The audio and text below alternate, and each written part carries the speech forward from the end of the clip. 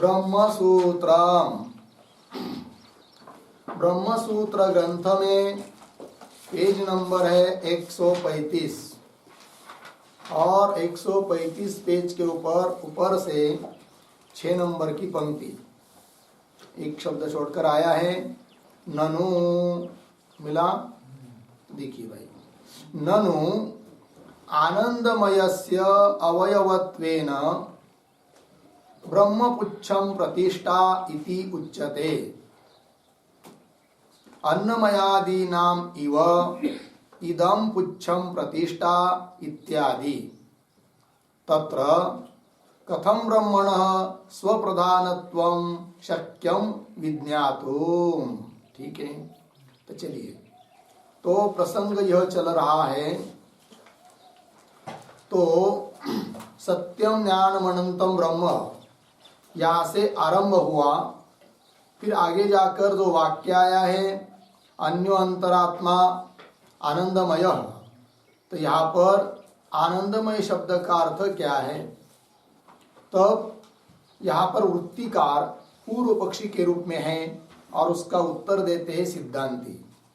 वृत्तिकार ने कहा था कि आनंदमय शब्द का अर्थ परमात्मा है, किंतु सिद्धांती कह रहे कि आनंदमय शब्द का अर्थ परमात्मा नहीं हो सकता, इसलिए कि साक्षात श्रुति ने आनंदमय को बताने के बाद साक्षात श्रुति ने बताया है कि उसके अवयवों को बताया है। तस्य प्रियम एव शिरः मोदो दक्षिण पक्ष इत्यादि रूप से उस आनंदमय के अवयव बताए हैं।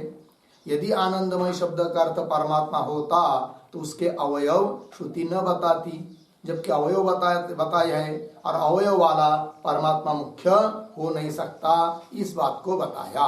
ठीक है, तब उसने कहा पूर्व पक्षी ने अर्थात वृत्तिकार ने कि आनंदमय शब्द का अर्थ यदि परमात्मा अर्थात ब्रह्म नहीं करोगे तो प्रकृत है ब्रह्म, सत्यम ज्ञानम अनंतम ब्रह्म, और फिर आगे चले अंतिम तक आ गए तो आनंदमय शब्द से ब्रह्मार्थ न लेकर अन्य कुछ अर्थ लोगे, तब क्या होगा, प्रकृत की हानि होगी और अप्रकृत प्रक्रिया का प्रसंग होगा, ऐसा उन्होंने कहा। तब सिद्धांती अब कह रहे क्या कि प्रकृत हानि और अप्रकृत प्रसंग नहीं होगा। क्यों कि सत्यम ज्ञानम अनंतम ब्रह्म, यहाँ से ब्रह्म प्रकृत है, फिर आगे जाकर जो आनंदमय कहा फिर उसके ही आगे आया है कि ब्रह्म पुच्छम प्रतिष्ठा। तो इस वाक्य में साक्षात ब्रह्म शब्द का निर्देश होने के कारण जो प्रकृत में है अर्थात आरंभ में है उसी को तत् ब्रह्म पुच्छम प्रतिष्ठा कहा जा रहा है। अतः प्रकृत की हानि और अप्रकृत का प्रसंग नहीं है, ये सिद्धांति ने बता दिया। अर्थात आनंदमय शब्द का अर्थ परमात्मा नहीं है, अपितु आनंदमय इसके बाद भी जो वाक्य आया है कि ब्रह्म पुच्छम प्रतिष्ठा, तो वो ब्रह्म जो कि आनंदमय का पुच्छ रूप से बताया है, किंतु आनंदमय का पुच्छ मतलब उस आनंदमय का अवयव ब्रह्म है, ऐसा अर्थ यहाँ पर पुच्छ शब्द का नहीं है। तब पुच्छ शब्द की आधार अर्थ में लक्षणा की जाती है और उस आनंदमय का भी आधार प्रतिष्ठा ब्रह्म है, इस बात को बताया जा रहा है। अतः प्रकृत की हानि और अप्रकृत का प्रसंग भी नहीं है। इतना बात हो गई। अब पुनः पूर्व पक्षी ननु इत्यादि से शंका कर रहा है, जो अभी हम लोगों ने पंक्ति पढ़ी। तो पंक्ति है ननु आनंदमयस्य, मिला, उसके ऊपर लिखिए पूर्व पक्षी, वह पूर्व पक्ष।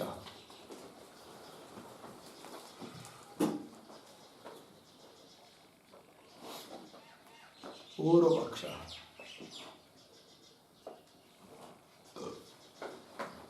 और ननु इत्यादि के पूर्व में अवतरणिका के रूप में एक वाक्य, ब्रह्मणः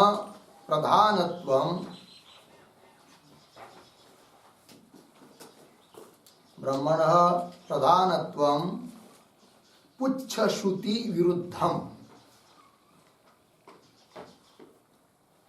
पुच्छश्रुति विरुद्धम इति शंकते, इति शंकते ननु इति।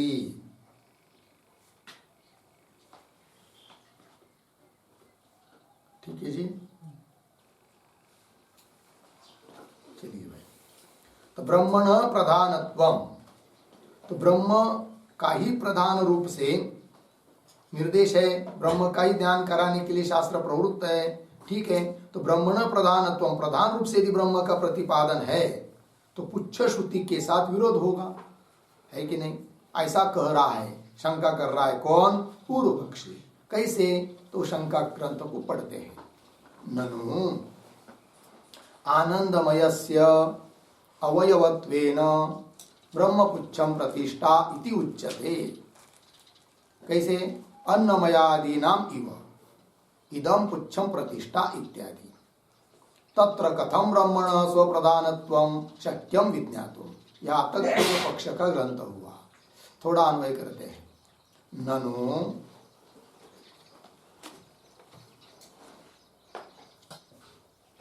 उसके बाद इदम पुच्छम प्रतिष्ठा इत्यादि। इदम पुच्छम प्रतिष्ठा इत्यादि, उसके पीछे आइए। अन्नमयादीनाम इव, अन्नमयादीनाम इव, पीछे आनंदमयस्य अवयवत्वेन,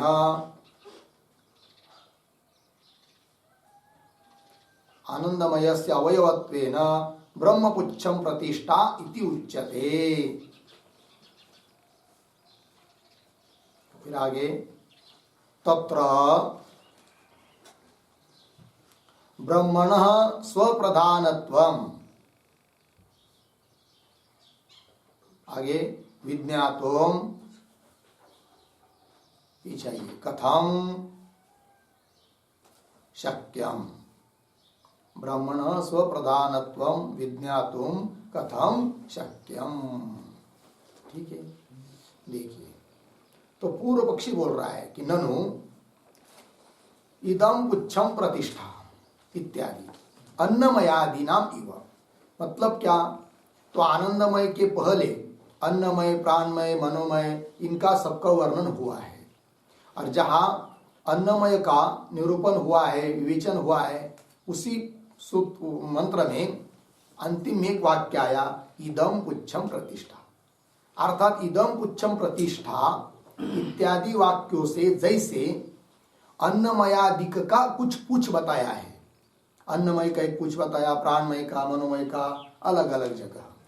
तो जिस प्रकार अन्नमयादिक का पूछ करके कुछ बताने के लिए इदम पुच्छम प्रतिष्ठा वाक्य आया है, उसी प्रकार अर्थात अन्नमयादिक का अवयव जैसा बताया है, उस प्रकार आनंदमयस्य अवयवत्वेन, आनंदमय का भी अवयव के रूप में श्रुति बता रही है ब्रह्मपुच्छम प्रतिष्ठा। अर्थात आनंदमय का अवयव बन जाएगा कौन? ब्रह्म, है कि नहीं? ब्रह्मपुच्छम प्रतिष्ठा इति उच्यते। और ऐसी स्थिति है तो तत्र ब्रह्मणः स्वप्रधानत्वं, ब्रह्म का स्वप्रधान रूप से, मुख्य रूप से प्रतिपादन हुआ है, पुच्छ रूप से नहीं, अवयव रूप से नहीं, मुख्य रूप से प्रतिपादन हुआ है। यह हम कैसा जाने, कैसा समझे? क्योंकि अन्य अन्नमयादिक के वहां पर जैसे पुच्छ करके बताया है बाकी के अवयव के साथ साथ, उस प्रकार आनंदमय के भी बहुत सारे अवयव बताए, उसमें से पुच्छ एक अवयव ब्रह्म, उसको भी बताया। तो अवयव रूप से ब्रह्म का प्रतिपादन हुआ है, ऐसा मानना ठीक है। क्योंकि साक्षात श्रुति आई है क्या? ब्रह्मपुच्छम प्रतिष्ठा। फिर अवयव रूप से न मानकर स्वतंत्र रूप से, प्रधान रूप से ब्रह्म का ही प्रतिपादन हुआ है, यह हम कैसा माने, कैसा अंगीकार करें? ऐसा बोल रहा है कौन? पूर्व पक्षी। तत्र ब्रह्मण स्वप्रधानत्व विज्ञातुम, ब्रह्म स्वप्रधान से उसका व्याख्यान निरूपण हुआ है, उपदेश हुआ है, कथम शक्यम, है कि नहीं? ब्रह्मण स्वप्रधानत्व विज्ञातुम कथम शक्यम, कैसा शक्य है? ये बात कही। तब सिद्धांती उत्तर दे रहे हैं। तो क्या दे रहे उत्तर? प्रकृतत्वात् इति ब्रूमः। ठीक है, ये उत्तर दिया, इतना ही। तो प्रकृतत्वात्, इसके ऊपर लिखिए सिद्धांती।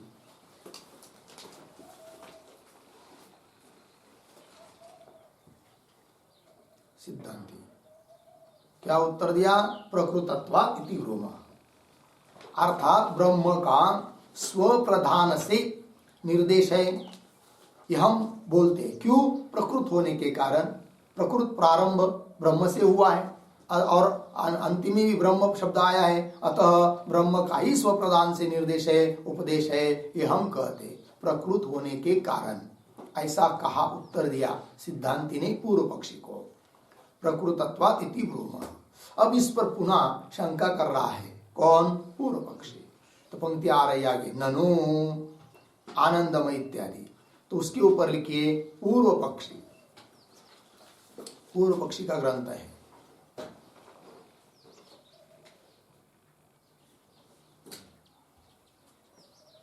देखो भाई पंक्ति को पढ़ता हूं। ननु आनंदमय अवयवत्वेन अपि ब्रह्मणि विज्ञायमाने न प्रकृतत्वं हीयते आनंदमयस्य ब्रह्मत्वात् इति। ठीक है, तो सिद्धांति ने उत्तर दिया प्रकृतत्वात्, प्रकृत ब्रह्म है और उसी का प्रकरण चल रहा है, इसलिए ब्रह्म का ही स्वप्रधान से उल्लेख है, उपदेश है, ये सिद्धांति ने कहा। तो वो बोलता है कौन? पूर्व पक्षी, कि समझ लीजिए आपने ब्रह्म का ज्ञान अवयव के रूप में माना, आनंदमय का अवयव ब्रह्म है, इस रूप से जाना, तो भी प्रकृति की हानि कहाँ हो रही है? ब्रह्म का प्रकरण हुआ, प्रारंभ हुआ है, उसी का प्रकरण चल रहा है, तो चलने दो ना, प्रकरण उसी का है, इसलिए हम स्वप्रधान से ब्रह्म का उपदेश मानते हैं। ये जो सिद्धांति तुमने कहा उसकी तो हानि होगी ही नहीं। कब? आनंदमय का अवयव के रूप में ब्रह्म को जानेंगे तब भी, क्योंकि ब्रह्म का तो उपदेश हो ही रहा है, चाहे अवयव रूप से हो चाहे किसी रूप से हो, प्रकरण की हानि होगी नहीं, ऐसा वो कह रहा है। ननु आनंदमय अवयवत्वेन अपि, आनंदमय के अवयव के रूप में ब्रह्म को जानने पर भी, आनंदमय अवयवत्वेन अपि ब्रह्मणि विज्ञायमाने, ब्रह्म को जानने पर, सति सप्तमी, ब्रह्मणि विज्ञायमाने सति न प्रकृतत्वं हीयते, प्रकृतत्व का त्याग नहीं हो रहा है, प्रकृत ब्रह्म ही है कि नहीं? और क्यों? आनंदमय से ब्रह्मत्वात्, आनंदमय ब्रह्म है, तो प्रकृत प्रकरण आरंभ किससे हुआ है? सत्यम ज्ञानम अनंतम ब्रह्म से, और आनंदमय शब्द का भी अर्थ हम क्या कर रहे हैं? ब्रह्म कर रहे हैं, तो ब्रह्म का ही तो निरूपण मान रहे हैं हम, प्रकृति की हानि कहाँ हो रही है? अतः स्वतंत्र रूप से ब्रह्म का निर्देश न मानकर आनंदमय के अवयव के रूप में ब्रह्म को जान लो और प्रकृति की हानि भी नहीं होगी, ये कह रहा है कौन? पूर्व पक्षी। ननु आनंदमय अवयवत्वेनापि ब्रह्मणि विज्ञायमाने, ब्रह्म को जान लेने पर भी न प्रकृतत्वं हीयते।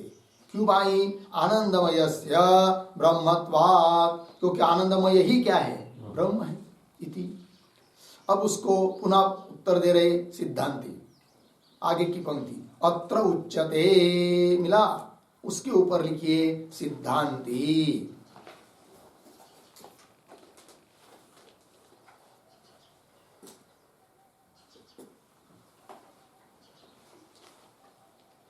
ठीक है, अब किस बात को मन में रखकर उत्तर दिया जा रहा है?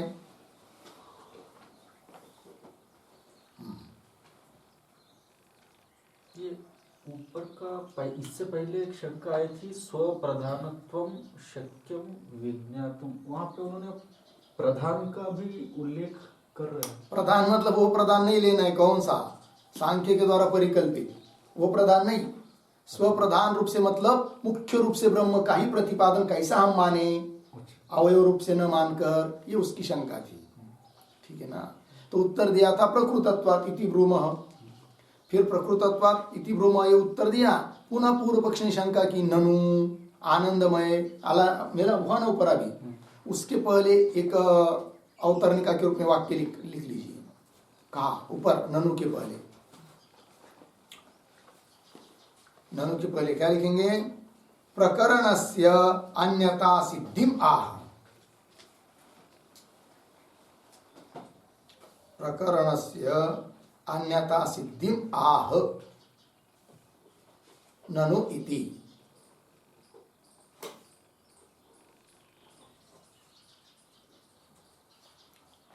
हो गया। देखो भाई, तो तात्पर्य क्या, तो उत्तर दिया था प्रकृतत्वात्, प्रकरण उसका है ब्रह्म का, है कि नहीं। तब पूर्व पक्ष ने कहा उस प्रकरण की अन्यथा सिद्धि, मतलब अन्य रूप से भी उसकी संगति लग सकती है। अतः प्रकृतात इस हेतु को देखकर ब्रह्म का उपदेश स्वप्रधान से है ये मानने की जरूरत नहीं। तो अन्य रूप से सिद्धि कैसी हो सकती है प्रकरण की, तब उस पूर्व पक्ष ने लगा दिया संगति। क्या कि ननु आनंदमय अवयवत्वेन अपि, आनंदमय का अवयव ब्रह्म है, इस रूप से भी ब्रह्म को जानेंगे तो भी प्रकृति की हानि तो हो ही नहीं रही है, क्योंकि आनंदमय ही क्या है, ब्रह्म है। ऐसा कहा किसने, पूर्व पक्ष ने। अब पुनः उसको उत्तर दे रहे सिद्धांति अत्र उच्यते इत्यादि से। तो अत्र उच्यते के ऊपर लिखिए सिद्धांति लिखा, और अवतरणिका के रूप में एक वाक्य लिखते थे, एकस्य एव ब्रह्मणः,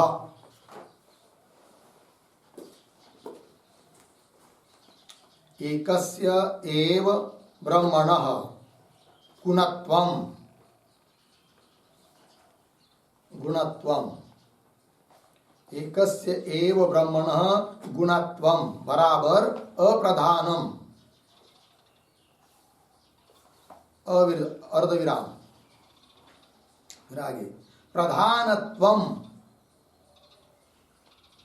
प्रधानत्वम् च, प्रधानत्वं च विरुद्धम् इति आह, विरुद्धम् इति आह अत्र इति।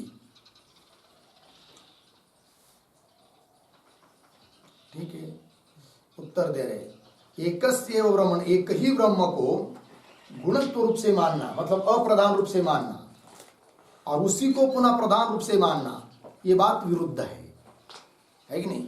इस बात को मन में रखकर उत्तर दे रहे हैं। कैसे, देखिए, अत्र उच्यते तथा सति तदेव ब्रह्म आनंदमय आत्मा अवयवी, अर्धविराम, तदेव च ब्रह्म पुच्छम प्रतिष्ठा अवयव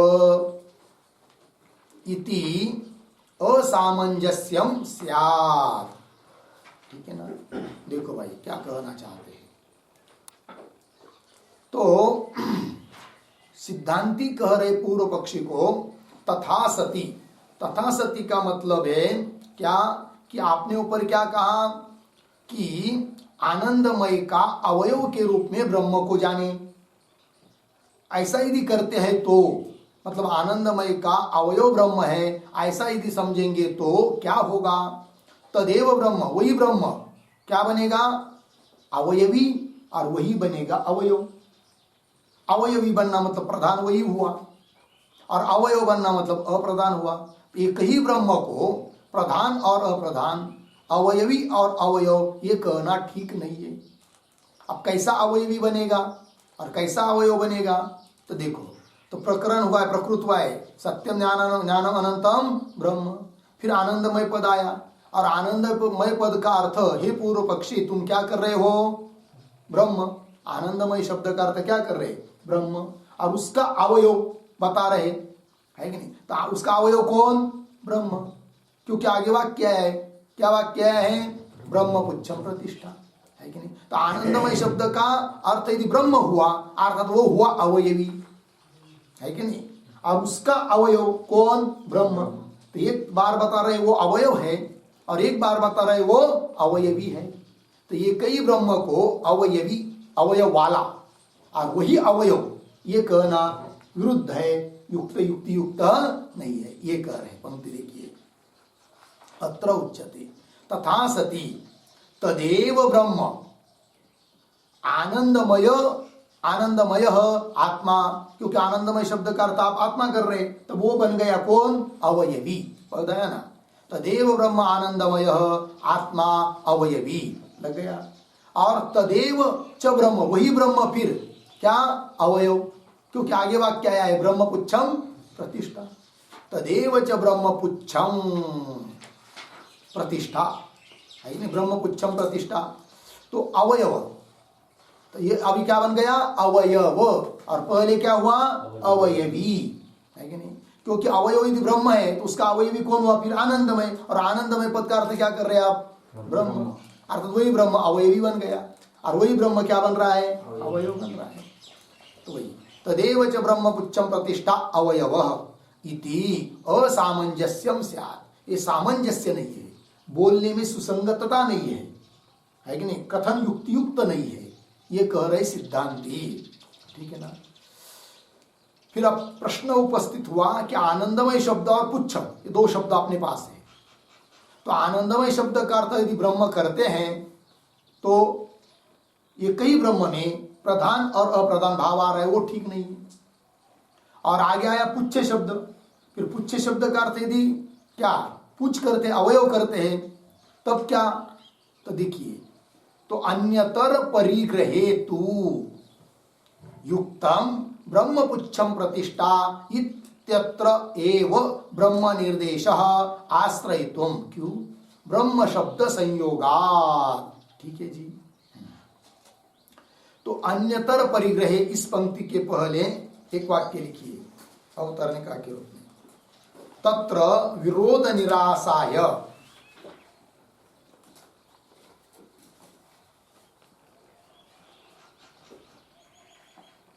तत्र विरोध निरासाय अन्यतरस्मिन् वाक्ये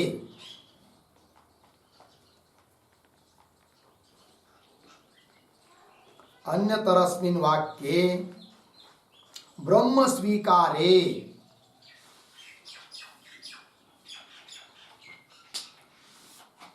अन्यतरस्मिन् वाक्ये ब्रह्म स्वीकारे पुच्छ वाक्ये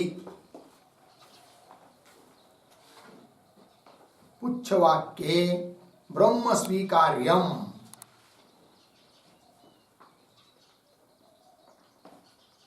ब्रह्म स्वीकार्यम इति आह। इति आह अन्यतर इति।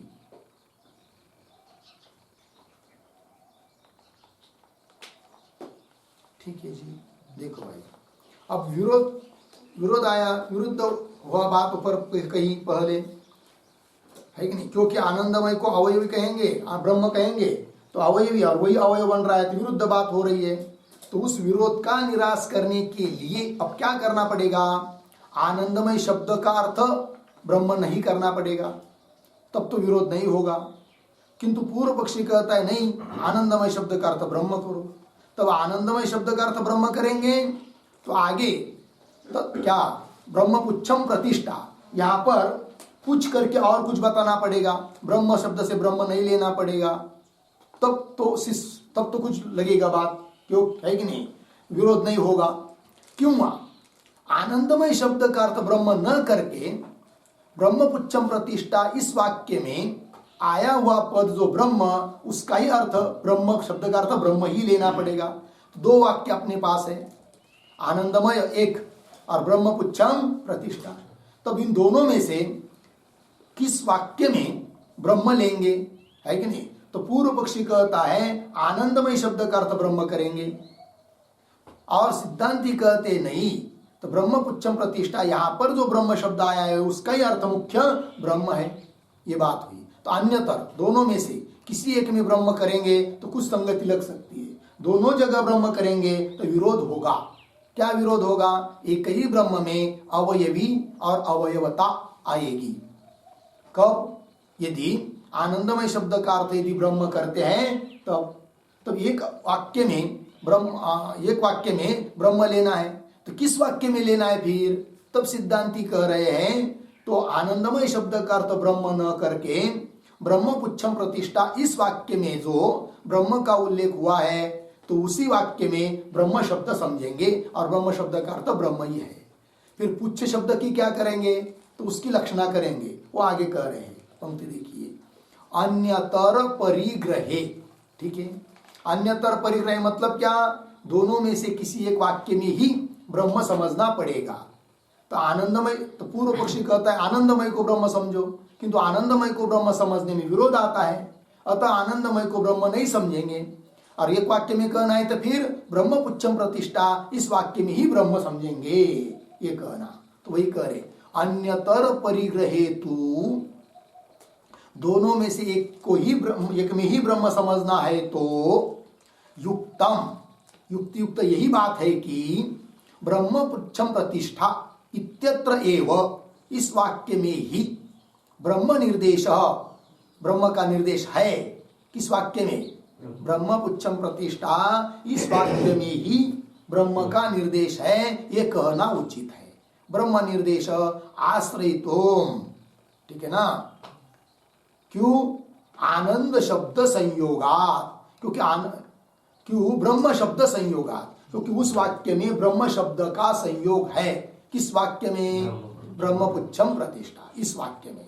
तो थोड़ा अन्वय करेंगे इस पंक्ति का, देखिए। अन्यतर परिग्रहेतु,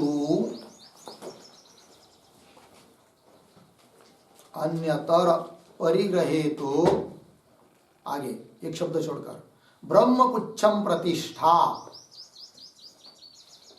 इत्यत्र एव ब्रह्म निर्देश आश्रयितुम, फिर पीछे आइए, युक्तम, आश्रयितुम युक्तम, फिर आगे ब्रह्म शब्द संयोगात,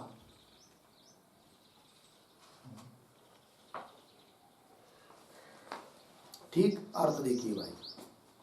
अन्यतर परिग्रह मतलब ब्रह्म का निर्देश दो वाक्यों में से किस वाक्य में है, ये प्रश्न।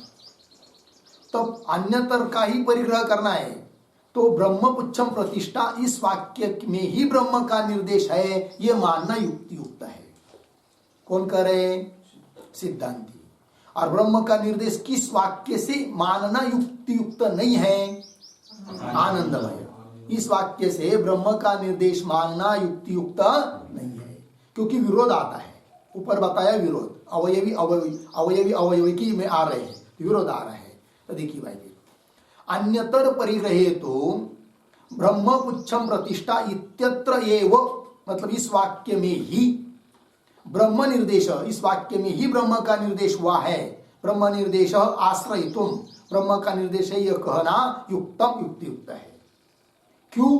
ब्रह्म शब्द संयोगा, उस वाक्य में ब्रह्म शब्द का उच्चारण हुआ है, संयोग हुआ है, इसलिए। तो कदाचित पूर्व पक्षी बोलेगा आनंदमय वाक्य में ही ब्रह्म का निर्देश क्यों नहीं? तो उसका उत्तर दे रहा है, न आनंदमय वाक्ये, क्यों? ब्रह्म शब्द संयोगा भावात इति, ठीक है ना? न आनंदमय वाक्य, क्या? आनंदमय वाक्य न, आनंदमय वाक्य में क्या नहीं? ब्रह्म का निर्देश है, यह नहीं कहना चाहिए। ब्रह्म का निर्देश नहीं है आनंदमय वाक्य में। बोलेंगे आनंदमय वाक्य में ब्रह्म का निर्देश नहीं मान रहे हो, और ब्रह्म पुच्छम प्रतिष्ठा यहां पर ब्रह्म का निर्देश मान रहे हो, हेतु क्या है आपके पास? तो उत्तर दिया उन्होंने, ब्रह्म पुच्छम प्रतिष्ठा इस वाक्य में ब्रह्म का निर्देश इसलिए हम मानते हैं, क्यों? ब्रह्म शब्द का वहां पर संयोग है। और आनंदमय वाक्य में ब्रह्म का निर्देश इसलिए नहीं मानते, क्यों? वहां पर ब्रह्म शब्द का संयोग नहीं है, ब्रह्म शब्द का उच्चारण उस वाक्य में नहीं है, ये बात। न आनंदमय वाक्य, क्यों भाई? ब्रह्म शब्द संयोगा भावात, ब्रह्म शब्द के संयोग का वहां पर उस आनंदमय वाक्य में क्या है? अभाव है। तो लग गया इतना। फिर तो कुल मिलाकर चिंतन क्या हुआ? फिर आनंदमय शब्द का अर्थ ब्रह्म नहीं है, ठीक है।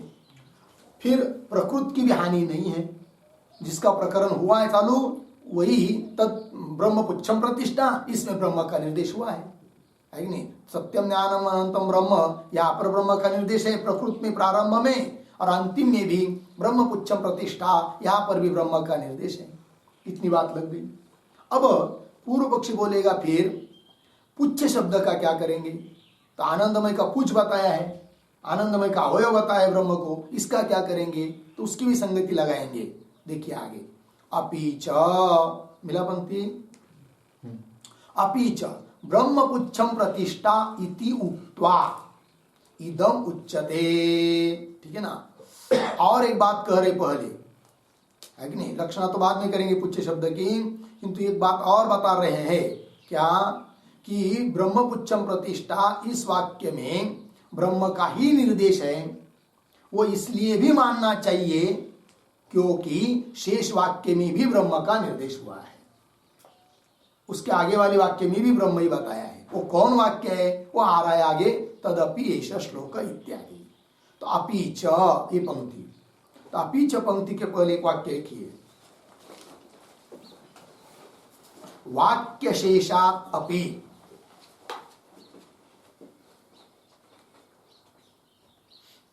वाक्य शेषात् अपि ब्रह्मणः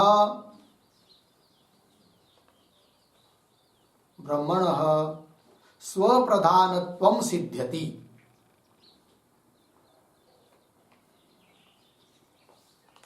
स्वप्रधानत्वं सिद्ध्यति इति आह, अपि च इति।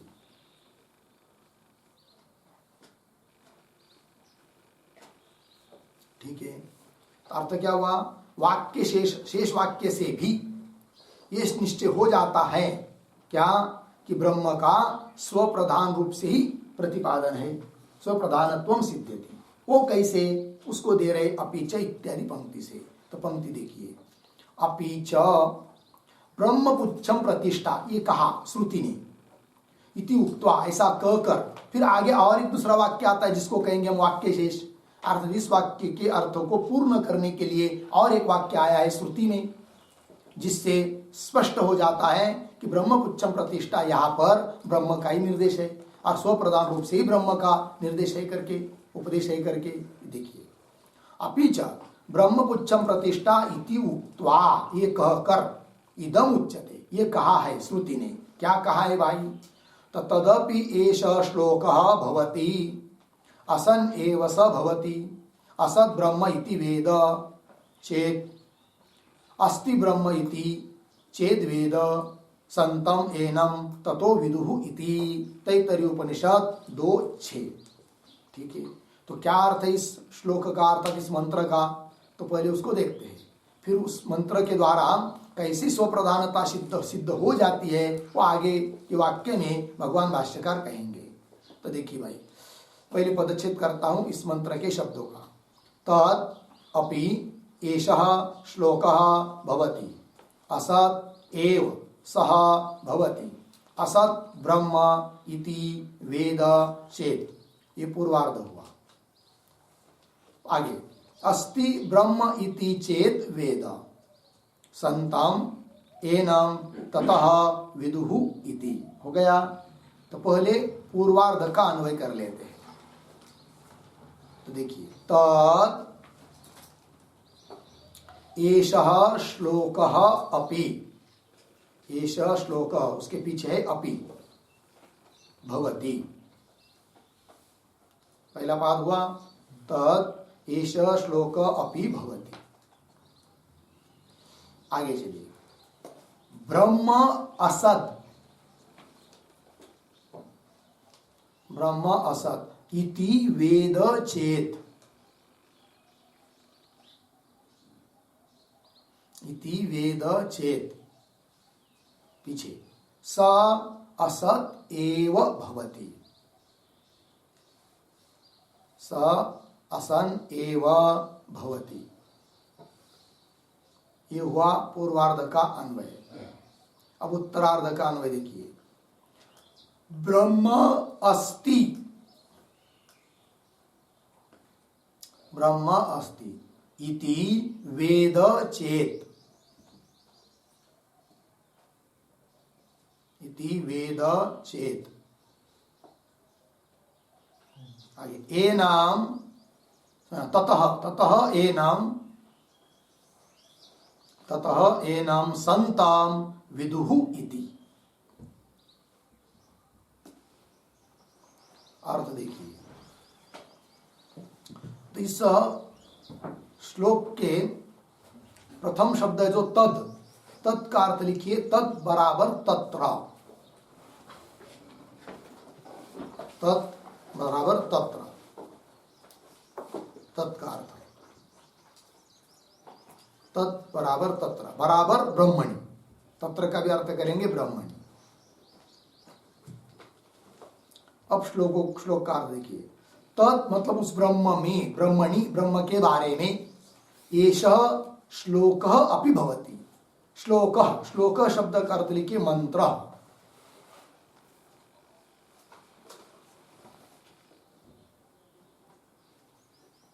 ठीक है, तो देखो भाई अर्थ, उस ब्रह्म के बारे में यह मंत्र भी है। क्या मंत्र है, क्या श्लोक है, तो आगे देखिए, ब्रह्म असत इति वेद चेत। ब्रह्म असत है, असत शब्द का अर्थ लिखिए अविद्यमान।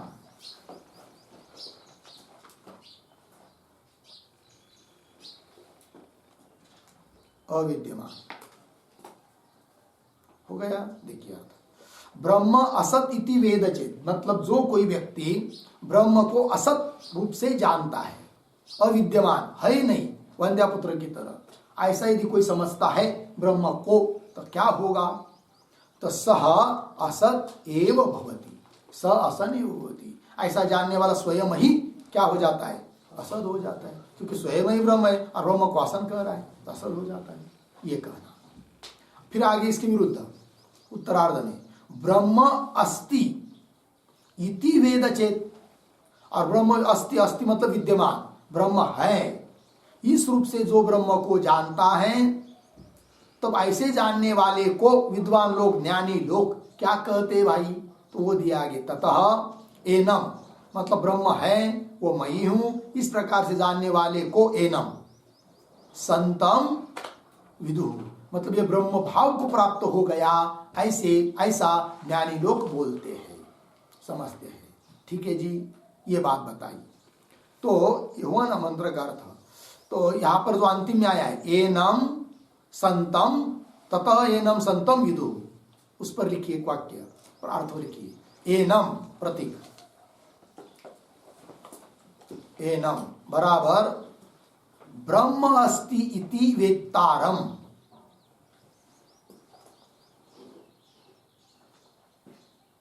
ब्रह्म अस्ति इति वेत्तारम, अर्धविराम।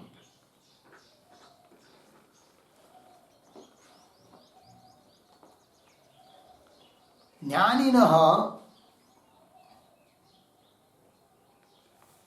तम संतम, संतम प्रतीक है, बराबर ब्रह्म रूपेण विद्यमानम,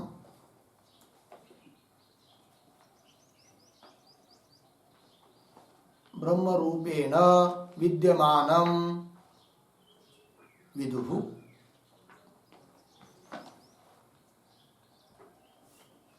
ठीक है जी, चलो। विदु, विदु मतलब क्या, जानते हैं, बोलते हैं, समझते हैं, कौन, ज्ञानी।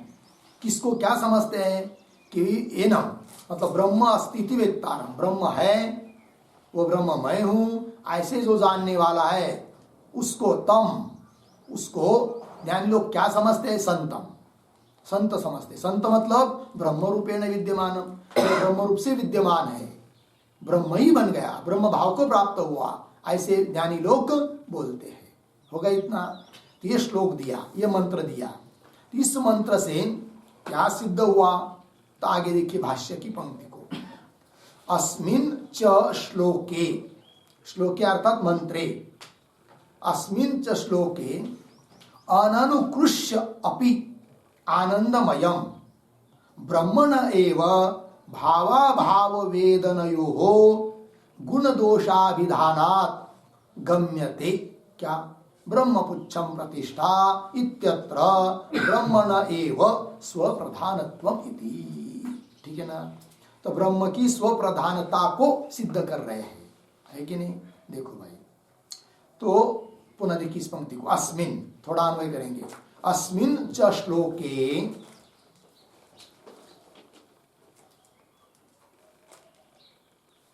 अस्मिन च श्लोके, आगे आनंदमयम,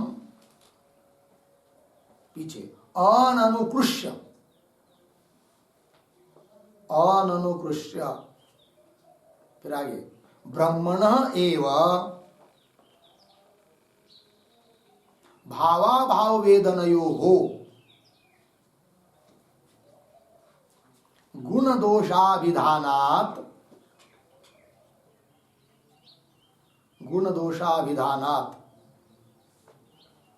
आगे एक शब्द छोड़कर ब्रह्मपुच्छम प्रतिष्ठा इत्यत्र ब्रह्मण एव स्वप्रधानत्वम, फिर बीच में आया गम्यते। ठीक है जी, चलो भाई। तो ब्रह्म का ही स्वप्रधान रूप से निर्देश हुआ है, अर्थात ब्रह्म का उपदेश अवयव रूप से नहीं है, मुख्य रूप से है। इस बात की सिद्धि ब्रह्मपुच्छम प्रतिष्ठा इस वाक्य के बाद में आया हुआ जो शेष वाक्य श्लोक है, मंत्र है, उससे भी सिद्ध होता है। क्या कि ब्रह्म का उपदेश प्रधान रूप से ही है करके। तो उस बात को स्पष्ट कर रहे। देखिए, अस्मिन् च श्लोके मंत्रे, इस मंत्र में आनंदमयम अननुकृष्य, अननुकृष्य का अर्थ लिखिए अनुवृत्तिम विना,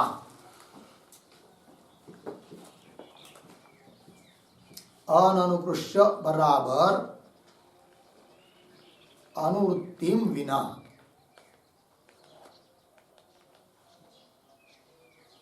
ठीक है, मतलब क्या, ये जो श्लोक है मंत्र, इसमें ऊपर से आनंदमय की अनुवृत्ति लाई नहीं है, जरूरत भी नहीं है। तो आनंदमय की अनुवृत्ति के बिना भी बताया जा रहा है कि ब्रह्म को भाव रूप से जानेंगे तो क्या, और अभाव रूप से जानेंगे तो क्या। यदि आनंदमय ही ब्रह्म होता तो उसके अनुवृत्ति लाकर ही इस श्लोक का अर्थ बताना चाहिए कि उस आनंदमय ब्रह्म है और उस आनंदमय ब्रह्म को भाव रूप से, असत रूप से जानेगा तो असत बनेगा, और भाव रूप से जानेगा तो वो क्या, ब्रह्म भाव को प्राप्त हुआ है, ऐसा बोलना चाहिए था। किंतु आनंदमय की अनुवृत्ति लाकर इस श्लोक को बताया है क्या, नहीं। अर्थात आनंदमय की अनुवृत्ति के बिना भी बताया है, अर्थात ब्रह्म का ही उल्लेख है, ब्रह्म का ही निर्देश है प्रधान रूप से। यदि आनंदमय की अनुवृत्ति होती तो आनंदमय का अर्थ ब्रह्म होता है कि नहीं, अर्थ जो आनंदमय है वही ब्रह्म है, अर्थ निकल आता। प्रिय अप्रिय अवयव वाला वही ब्रह्म है, ऐसा अर्थ निकल आता। फिर उसका अवयव आदि करके कुछ बताया होता, किंतु ऐसी बात नहीं है। पंक्ति देखिए, अस्मिन् च श्लोके आनंदमयम अननुकृष्य, अनुवृत्ति बिना, अनुवृत्ति के बिना भी क्या, ब्रह्मण एव भावाभाव वेदनयोः, ब्रह्म को ही भाव रूप से और अभाव रूप से जानने पर, वेदन मतलब ज्ञान, भाव रूप से जानने पर गुण बताया कि वो ब्रह्म ही बन जाता, ब्रह्म भाव को प्राप्त होता है। और उस ब्रह्म को अभाव रूप से जानेंगे तो स्वयं असत बन जाता है, दोष बताया। ठीक है, तो ब्रह्मण एव भावाभाव वेदनयोः, भाव और अभाव रूप से जानने पर गुण दोष अभिधानात्, गुण और दोष का कथन किया है। इससे भी सिद्ध होता है क्या कि ब्रह्मपुच्छम प्रतिष्ठा इत्यत्र, इस वाक्य में ब्रह्मण एव स्वप्रधानत्वम, वहां पर ब्रह्म का ही निर्देश है कि नहीं। ब्रह्म शब्द का संयोग होने से ब्रह्म का निर्देश है, एक हेतु दिया पीछे, और ब्रह्म को जानने न जानने से गुण दोष बताया। इससे भी सिद्ध होता है क्या कि ब्रह्मपुच्छम प्रतिष्ठा इस वाक्य में मुख्य प्रधान रूप से ब्रह्म का ही निर्देश है। ठीक है, आनंदमय ब्रह्म नहीं है ये कहना। तो ब्रह्मपुच्छम प्रतिष्ठा इत्यत्र ब्रह्मण एव स्वप्रधानत्वम गम्यते, गम्यते न्यायते, ब्रह्म ही स्वप्रधान रूप से कहा गया है। इस प्रकरण में इस बात को जाना जा रहा है। लग गए जी, बात स्पष्ट हो रही कि नहीं। पूर्व पक्षी का खंडन करना है, करते जा रहे हैं, और ब्रह्म का प्रतिपादन हो रहा है, स्वप्रधान रूप से इस बात को बताते जा रहे। सिद्धांति इतना ही है, ठीक है ना। पूर्व पक्षी क्या कहता था कि आनंदमय जिसके प्रिय आदि शीर है वही ब्रह्म है, किंतु वो ब्रह्म नहीं है कि नहीं। तो जैसे अन्नमय आदि ब्रह्म नहीं, उस प्रकार आनंदमय भी ब्रह्म नहीं है। फिर कौन ब्रह्म है भाई? तो वो ब्रह्म है जिसका निर्देश ब्रह्मपुच्छम प्रतिष्ठा यहाँ हुआ है। तो ब्रह्मपुच्छम प्रतिष्ठा इस वाक्य में अवयव रूप से निर्देश नहीं है, अपितु ब्रह्म का ही निर्देश है। इस बात की सिद्धि की, उसके लिए दो हेतु दिए।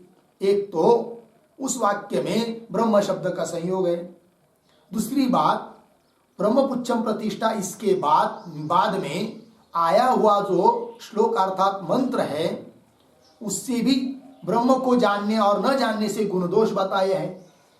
अतः इससे सिद्ध होता है कि ब्रह्मपुच्छम प्रतिष्ठा यहाँ पर प्रधान रूप से ब्रह्म का ही निर्देश है, पुच्छ रूप से ब्रह्म का निर्देश नहीं है। पुच्छ रूप से यदि निर्देश होता तब तो आनंदमय ब्रह्म बन पाता, किंतु पुच्छ रूप से निर्देश नहीं है, अतः आनंदमय ब्रह्म नहीं है। स्वतंत्र ब्रह्म का निर्देश ब्रह्मपुच्छम प्रतिष्ठा इस वाक्य में है। लग गया इतना जी? चलिए, तो ब्रह्मपुच्छम प्रतिष्ठा इत्यत्र ब्रह्मणः एव ब्रह्म का ही स्वप्रधानत्वम इति गम्यते। लग गया पंक्ति? आगे चलिए। न च आनंदमयस्य आत्मनः भावाभाव शंका युक्ता। क्यों? प्रिय मोदादि विशेषस्य आनंदमयस्य सर्वलोक प्रसिद्धत्वात्। ठीक है, देखिए भाई, न का अन्वय बाद में। च आनंदमयस्य आत्मनः भावाभाव शंका न युक्ता, न का अन्वय युक्ता के साथ है, चाहे तो अन्वय लिख सकते। च आनंदमयस्य आत्मनः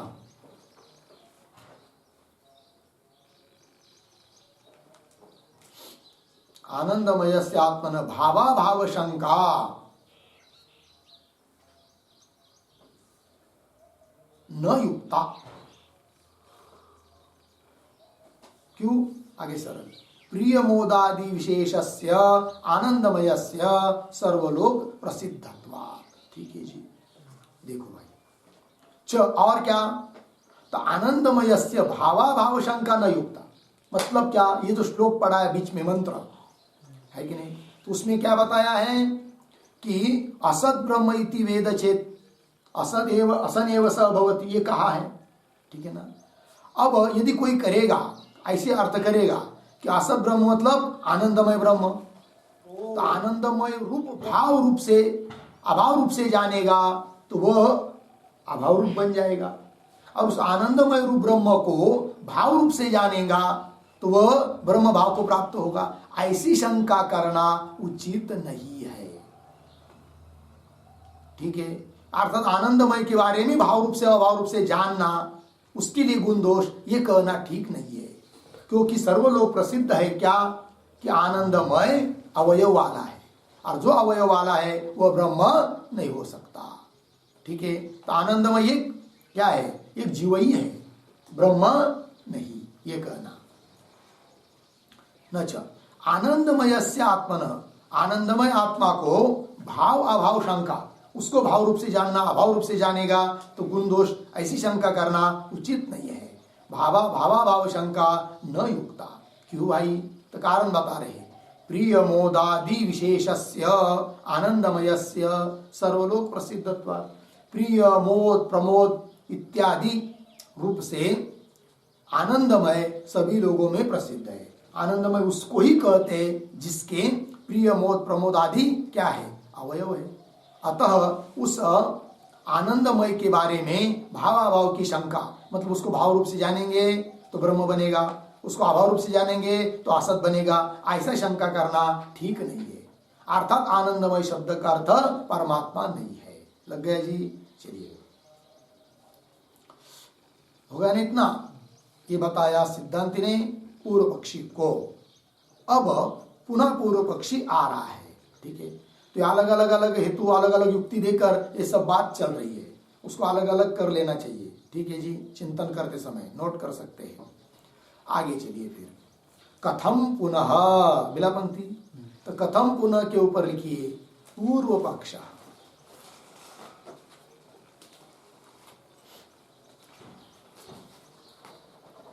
पूर्व पक्षी बोल रहा है अभी, तो पूर्व पक्षी की पंक्ति को पढ़ता हूं। कथम पुनः स्वप्रधानम सद्ब्रह्म आनंदमयस्य पुच्छत्वेन निर्दिश्यते ब्रह्म पुच्छम प्रतिष्ठा इति। मिला? यहां तक पूर्व पक्षी का ग्रंथ है। थोड़ा अन्वय करेंगे। पुनः स्वप्रधानम सद्ब्रह्म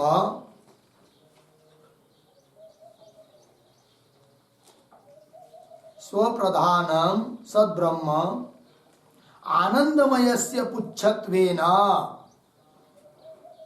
पीछे कथम आगे निर्दिश्यते ब्रह्म पुच्छम प्रतिष्ठा इति। ठीक है, तो कथम यहां से जो पंक्ति चालू हुई उसके पूर्व में एक छोटा वाक्य लिखिए अवतरणी का। पुच्छ शब्दस्य गतिम पृच्छति।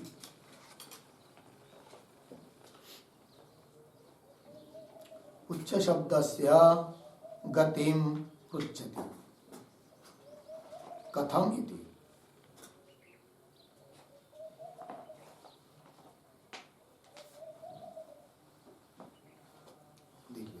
पुच्छ शब्द के गति को, संगति को पूछ रहा है कौन? पूर्व पक्षी। अर्थात उन्होंने अब ये बात मान लिया, कौन सी? कि आनंदमय परमात्मा नहीं, अपितु उसके आगे वाला वाक्य ब्रह्म पुच्छम प्रतिष्ठा, उसमें ही प्रधान रूप से, मुख्य रूप से ब्रह्म का निर्देश है। ये स्वीकार कर लिया पूर्व पक्षी ने, किंतु उसको, उसके मन में एक शंका बनी है। ठीक है, प्रधान रूप से हम ब्रह्म का निर्देश मान लेते हैं, किंतु पुच्छ रूप से कहा है, इसका क्या करोगे? ब्रह्म को पुच्छ बताया है, इसकी संगति कैसे लगाएंगे? हाँ, हम आनंदमय को परमात्मा कहते थे, फिर उसका पुच्छ ब्रह्म है ये कहते थे, वो बात ठीक थी, किंतु आप तो आनंदमय जो है कि नहीं, जीव विशेष, उसको ब्रह्म नहीं बोल रहे हैं, है कि नहीं? किंतु आगे का वाक्य आया हुआ जो है ब्रह्म पुच्छम प्रतिष्ठा, तो वो पुच्छ, ब्रह्म पुच्छ है, किसका पुच्छ है फिर वो बताओ? आनंदमय का नहीं है तो क्यों? ब्रह्म पुच्छम प्रतिष्ठा, इसमें प्रधान रूप से ब्रह्म का निर्देश है, तो पुच्छ शब्द की संगति कैसी लगाएंगे? यह आक्षेप है किसका? पूर्व पक्षी का। पंक्ति देखिए, पुनः स्वप्रधानम सद्ब्रह्म, स्वप्रधान ब्रह्म है, मुख्य रूप से ब्रह्म का निर्देश हो रहा है, तो आनंदमय से पुच्छत्वेन, आनंदमय का पुच्छ रूप से कथम निर्दिश्यते, कैसा निर्देश हो रहा है फिर? ब्रह्म पुच्छम प्रतिष्ठा इति, ये प्रश्न हुआ। उत्तर दे रहे सिद्धांती, अब नैष दोष न एषः दोष, एषः दोष न, उसके ऊपर लिखिए सिद्धांती।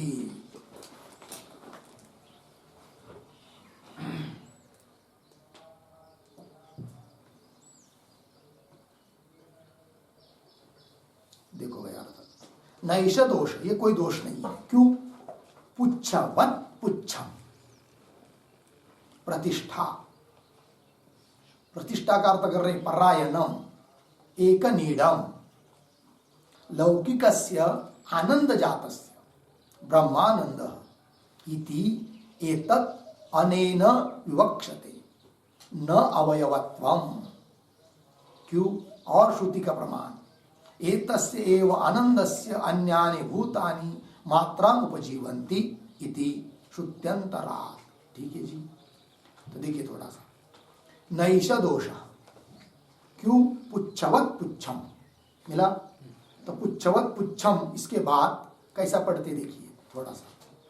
पुच्छवत् पुच्छम के आगे अन्वय, दो शब्द छोड़कर, दो तीन शब्द छोड़कर, लौकिकस्य आनंद जातस्य, पीछे प्रतिष्ठा, परायणम, एक नीडम, आगे ब्रह्मानंद, बस आगे सरल है, इति तो आगे सरल है। ठीक है, तो नैष दोष, सिद्धांती कह रहे यह भी कोई दोष नहीं है। कौन सा दोष नहीं है भाई? तो प्रश्न क्या था? तो आनंदमय का पुच्छ रूप से ब्रह्म का निर्देश कैसा है? तो सिद्धांती उत्तर दे रहे यह भी कोई दोष नहीं है, पुच्छ रूप से निर्देश है, किंतु पुच्छ रूप का, पुच्छ शब्द का अर्थ क्या है? तो पुच्छ शब्द की लक्षणा करेंगे पुच्छ सादृश्य में। मतलब क्या, पहले भाव समझ लेते हैं। जैसे कि पक्षी होता है और पक्षी को पूंछ होती है, तो पक्षी जब उड़ता है तो उड़ने के लिए आधार के रूप में उसको जरूरत है किसकी, पूंछ की। तो जैसे पक्षी की पूंछ पक्षी का आधार है, उसी प्रकार आनंदमय आदि जो जीव है उसका पूंछ ब्रह्म है, अर्थात उसका आधार ब्रह्म है, अधिष्ठान ब्रह्म है। ये कहने में तात्पर्य है, न कि पूंछ शब्द से अवयव कहने में तात्पर्य है। ये उत्तर दे रहे हैं। मिला पंक्ति, देखिए पुनः। नैष दोष पुच्छवत पुच्छम, पुच्छ की तरह पुच्छ, मतलब पुच्छ की तरह पुच्छ मतलब क्या, इस पर थोड़ा लिखते हैं टिप्पणी एक।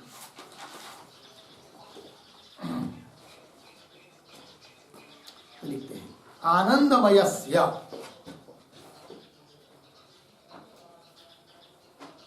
आनंदमयस्य कौंस में किए जीवस्य, जीवस्य कौंस बंद, आगे पुच्छम ब्रह्म प्रतिष्ठा, पुच्छम ब्रह्म प्रतिष्ठा, पूर्ण विराम। इत्यत्र, इत्यत्र पुच्छ शब्दस्य, पुच्छ शब्दस्य मुख्यार्थः, मुख्यार्थः बराबर वाच्यार्थः, वाच्यार्थः न संभवति, न संभवति, अर्धविराम। ब्रह्मणः, ब्रह्मणः आनंदमय लांगुलत्वाभावात्,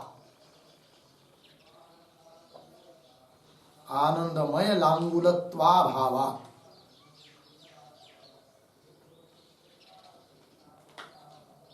पूर्ण विराम। अतः, अतः पुच्छ शब्दस्य, पुच्छ शब्दस्य सादृश्यार्थे, सादृश्यार्थे लाक्षणिकः प्रयोगः अस्ति, लाक्षणिकः प्रयोगः अस्ति, पूर्ण विराम। यथा, यथा पक्षिणः पुच्छम, पक्षिणः पुच्छम उड्डयनादौ, उड्डयनादौ आधारः भवति, आधारः भवति, तथा, तथा पुच्छवत्, तथा पुच्छवत् बराबर पुच्छ सदृशम,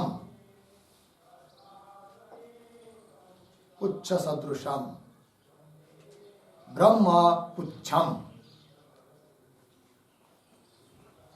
ब्रह्म पुच्छम बराबर आधारः अस्ति, आधारः अस्ति, पूर्ण विराम। तदेव ब्रह्म प्रतिष्ठा,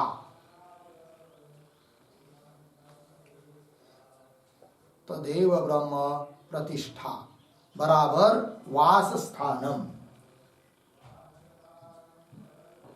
वास स्थानम अर्थात सर्वेषां लौकिक आनंदानां, सर्वेषां लौकिक आनंदानां ब्रह्मानंदः, ब्रह्मानंदः परायणम, परायणम बराबर एक नीडम,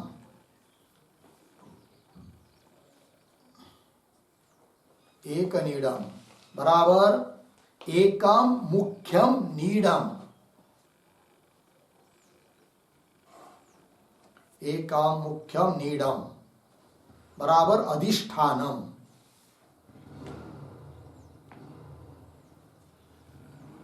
अधिष्ठानम पूर्ण विराम। आगे सोपादानस्य जगतः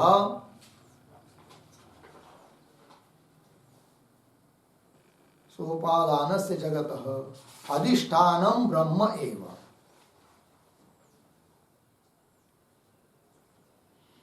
अधिष्ठानम ब्रह्म एव इति एतत्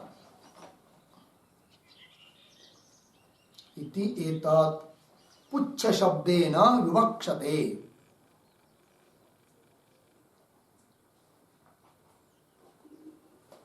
पुच्छ शब्देन विवक्षते अर्धविराम। न तु अवयवत्वं विवक्षते। न तु अवयवत्वं विवक्षते पूर्ण विराम। इति अतः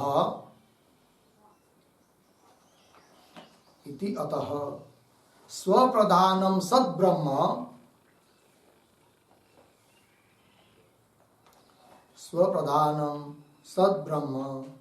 आनंदमयस्य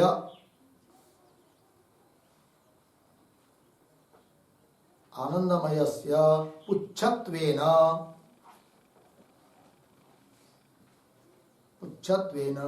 निर्दिष्टम अपि न दोषाय भवति। न दोषाय भवति इत्यर्थः। ठीक है, देखिए भाई अर्थ। तो आनंदमयस्य अर्थात जीवस्य पुच्छम ब्रह्म प्रतिष्ठा। तो ये जो प्रसंग आया है इत्यत्र पुच्छ शब्दस्य मुख्यार्थ अर्थात वाच्यार्थ न संभवति पुच्छ करके ऐसा अर्थ नहीं है। क्यों? ब्रह्मण आनंदमय लांगुलत्व अभाव। आनंदमय का लांगुल अर्थात पुच्छ ब्रह्म हो नहीं सकता अभावात। अतः पुच्छ शब्द से, फिर पुच्छ शब्द का क्या अर्थ है? तो भाष्य में आया है पुच्छवत पुच्छम, उसी का स्पष्टीकरण कर रहे हैं। अतः पुच्छ शब्द से सादृश्यार्थ है, लाक्षणिक प्रयोग हुआ है। किस अर्थ में? सादृश्य अर्थ में। तो कैसा सादृश्य बनता है फिर पुच्छ के साथ? तो उसको स्पष्टीकरण किया। यथा पक्षी न पुच्छम, पक्षी का पुच्छ उड्डान करने के लिए उसको आधार भवति, तथा उस प्रकार पुच्छवत अर्थात पुच्छ सदृशम ब्रह्म पुच्छम अर्थात आधार। तो आनंदमय आदि सबका आधार अधिष्ठान कौन है? ब्रह्म है। इसलिए कह दिया कि ब्रह्म पुच्छम प्रतिष्ठा। तदेव ब्रह्म प्रतिष्ठा, जो ब्रह्म पुच्छ है अर्थात आधार है वही प्रतिष्ठा है। प्रतिष्ठा का अर्थ कर दिया वास स्थान, निवास स्थान। मतलब कह दिया कि अर्थात सर्वेषां लौकिक आनंदानां, सभी लौकिक आनंदों का प्रतिष्ठा, वास स्थान, मुख्य स्थान कौन है? ब्रह्म ही है, ब्रह्मानंद ही है। तो वही कहा सर्वेषां लौकिक आनंदानां ब्रह्मानंद परायणम, ब्रह्मानंद ही परायण है। परायण मतलब एक नीड है। एक नीड है मतलब एकम मुख्यम नीडम, एक ही मुख्य नीड है। नीड कहते घोसला अर्थात यहाँ पर अधिष्ठान। एकम मुख्यम नीडम अर्थात अधिष्ठानम। ठीक है ना? तो क्योंकि सोपादान से जगत, उपादान सहित समस्त जगत का, उपादान माया और जगत सबका अधिष्ठान कौन है? ब्रह्म ही है।